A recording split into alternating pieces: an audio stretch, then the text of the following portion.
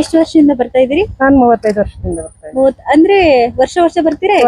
ವರ್ಷ ಅಂತೆಲ್ಲ ಮಾಮೂಲಿ ಲಕ್ಷ ದೀಪೋತ್ಸವ ಇರುವಾಗ ಬರ್ತೀವಿ. ಹಾ. ಅನ್ಕೊಂಡಂಗೆಲ್ಲ ಬರ್ತೀವಿ. ಓಕೆ. ನಮ್ಗೆ ತುಂಬಾ ಖುಷಿಯಾಗಿದೆ, ತುಂಬಾ ಒಳ್ಳೇದಾಗಿದೆ. ನಿಮ್ಮ ಅನಿಸಿಕೆ ಪ್ರಕಾರ ಯಾಕೆ ಇಷ್ಟೊಂದು ಹೆಣ್ಮಕ್ಳು ಲಕ್ಷ್ಮೀ ದೇವಿಯನ್ನ ಇಷ್ಟಪಡ್ತಾರೆ, ಯಾಕೆ ಇಷ್ಟೊಂದು ಹೆಣ್ಮಕ್ಳು ಬರ್ತಾರೆ ದೇವಸ್ಥಾನಕ್ಕೆ ಅಂತ ನಿಮಗೆ ಅನ್ಸುತ್ತೆ?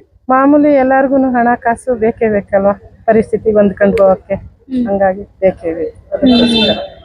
ಅಂದ್ರೆ ತುಂಬಾ ಇಷ್ಟಪಟ್ಟು ಜನ ಬರ್ತಿದ್ದಾರೆ ಇತ್ತೀಚೆಗೆ, ಯಾಕಂದ್ರೆ ದೇವಿಯ ಒಂದು ಶಕ್ತಿ ಗೊತ್ತಾಗಿ ತುಂಬಾ ಜನ ಬರ್ತಾ ಇದ್ದಾರೆ. ಇಲ್ಲಿ ಬಂದು ದೇವಿ ದರ್ಶನ ಮಾಡ್ಕೊಂಡು ತುಂಬಾ ಖುಷಿ ಪಟ್ಕೊಂಡು ಹೋಗ್ತಾ ಇರುವಂತ ಹೆಣ್ಣು ಮಕ್ಕಳ ಸಂಖ್ಯೆನೂ ಜಾಸ್ತಿ ಇದೆ. ಹೌದು, ಎಲ್ಲದಕ್ಕೂ ಒಳ್ಳೇದಾಗಿದೆ.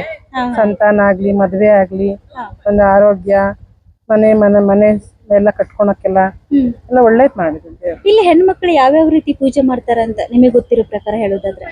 ಅದೇ ಮಾಮೂಲಿ ಅವರು ಸಂತಾನ ಭಾಗ್ಯಕ್ಕೆ, ಮದುವೆಗೆ, ಮನೆ ಕಟ್ಟಕ್ಕೆ, ಹಣಕಾಸಿಗೆ, ಒಂದು ಆರೋಗ್ಯಕ್ಕೆ ಎಲ್ಲದಕ್ಕೂ ಕೇಳ್ಕೊಂಡ್ರೆ ಪೂಜೆ ಮಾಡ್ತಾರೆ. ಒಂದು ಅನ್ನದಾಸೋಹ ಮಾಡ್ತಾರೆ.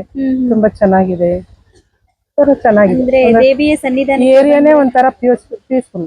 ಓಕೆ. ಸುತ್ತ ಸರೌಂಡಿಂಗ್ ಅಲ್ಲೆಲ್ಲ ಬಂದ್ ನಿಂತ್ಕೊಂಡ್ರು ನಾವು ಲಕ್ಷ್ಮಿನೇ ನೋಡ್ದಂಗ ಅನ್ಸುತ್ತೆ. Okay okay. ಅಂದ್ರೆ ಈ ಸನ್ನಿಧಾನಕ್ಕೆ ಬಂದು ಎಲ್ರು ಹೆಣ್ಮಕ್ಳು ಒಳ್ಳೇದಾಗ್ತಾ ಇದೆ. ಹೆಣ್ಮಕ್ಳು ಗಂಡ್ಮಕ್ಳು ಕುಟುಂಬಕ್ಕೆ ಒಳ್ಳೇದಾಗ್ತದೆ. ಅಂದ್ರೆ ಹೆಚ್ಚಾಗಿ ಹೆಣ್ಮಕ್ಳು ಈಗ ಲಕ್ಷ್ಮೀ ದೇವಿ ಅಂದ್ರೆ ಇಷ್ಟಪಡೋದು ಏನಿಲ್ಲ, ಹೆಣ್ಮಕ್ಳ ಜೊತೆ ಗಂಡ್ಮಕ್ಳು ಜಾಸ್ತಿ ರೂಢಿಯಾಗಿದ್ದಾರೆ. ಫ್ಯಾಮಿಲಿ ಸಮೇತ ಬರೋ ದೇವ್ರು ಇದೊಂದೇ. ಫ್ಯಾಮಿಲಿ ಸಮೇತ ದೇವ್ರು ಈ ದೇವ್ರಿಗೆ ಜಾಸ್ತಿ ಬರೋದು. ಎಲ್ಲಿಂದನಾದ್ರೂ ಬರ್ತಾ ಇರ್ತಾರೆ. ಆಂಧ್ರ, ತಮಿಳ್ನಾಡು ಎಲ್ಲ ಬರ್ತಾರೆ.